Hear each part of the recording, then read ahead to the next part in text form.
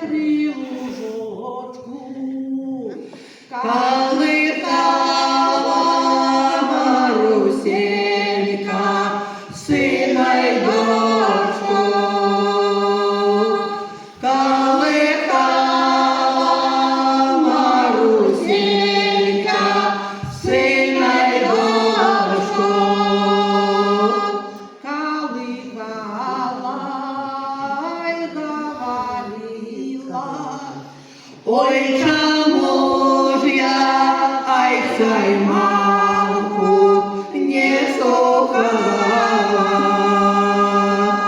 Ой, чому ж я, ай, сайманку не слухала? Ай, Тайманко, не слухала. Послухала дворянина, чорт знає кого. Послухала дворянина, чорт знає кого. Дворянин той познаходить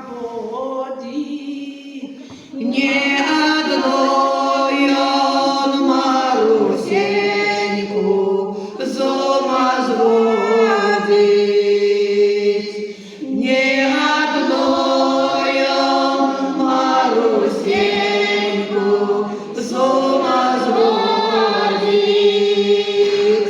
свою сума сев на коня. Оставайся ж, Марусенька, теперь одна.